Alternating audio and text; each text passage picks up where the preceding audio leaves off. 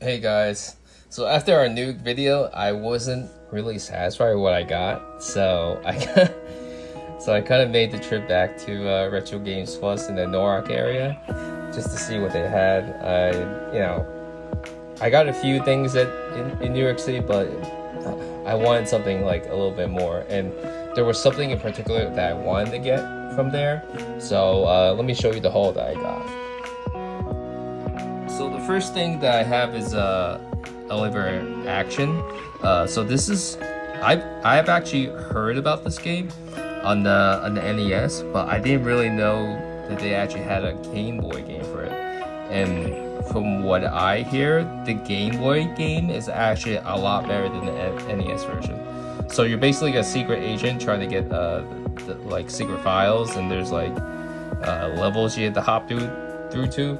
But from what I hear, it's actually a pretty decent game, and you can't really go wrong with a company like Natsume, who makes like what you call it, not Animal Crossing, Harvest Moon. So it's one of the few games that I haven't heard of that I was really excited to pick up, and for like $18, like why not? So that was one thing that I got at when I went back to Retro Games Plus in the Norwalk area.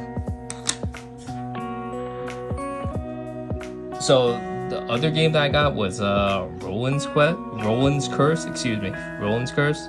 for about $25. Now I wanted to get this game for the longest time because it was kind of like a Zelda style type game, but it was just so expensive. I think it might have been the sequel to this that might have been like a little bit more than $24 or $25. It might have been like around the $80 range.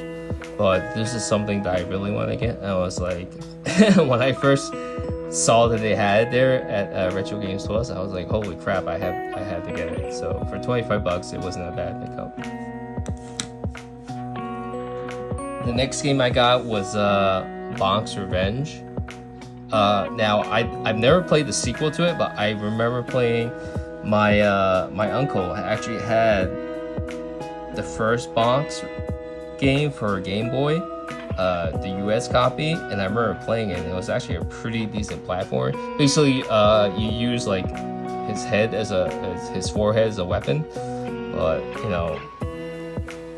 I didn't find anything wrong with the first game, so I was like, why not pick up the second game? And from what I read, the second game is actually pretty good. There's actually, I believe it or not, there's actually Super Famicom versions for this, so that one might have been better, but I don't know. I was the first one never steered me wrong, so I was like, why not? Let's get the second one.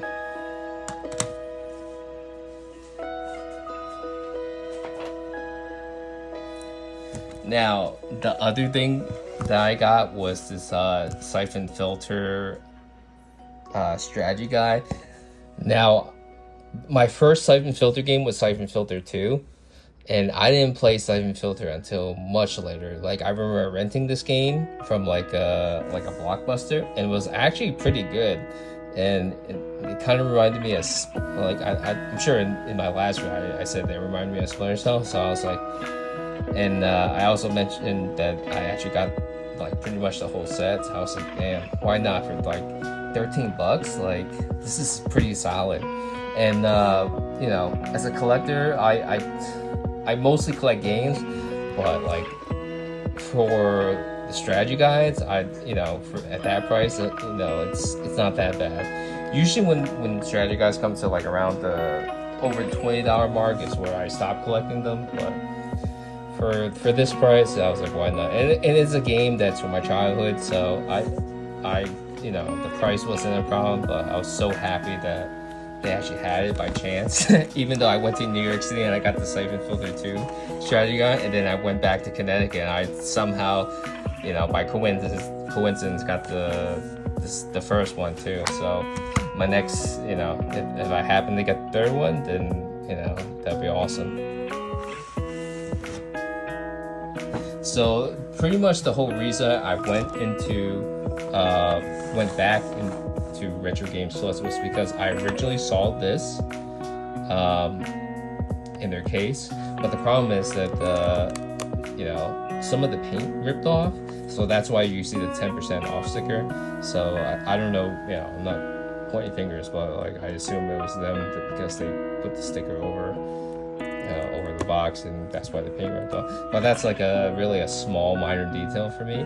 But you know, the fact that they actually had it was pretty amazing, and especially in Norwalk, Connecticut. Like, how many people do you really know that actually trades in like a Japanese Pokemon Go game?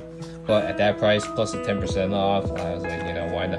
And it's, you know, I'll even open it up there. It's pretty much a complete set. So you got the game itself, plus you got the manual and all the inserts to it. And for that price, plus the 10% off, I was like, you know, that's a pretty good deal. I could live with that. And I'll show you the you know, where the paint ripped off. And it's really a minor detail for me, but at that price, it was like kind of a no-brainer for me. But yeah, that was kind of like the bonus stuff that I got after coming from New York City. You know, to me it was well worth the trip. So yeah, there's that.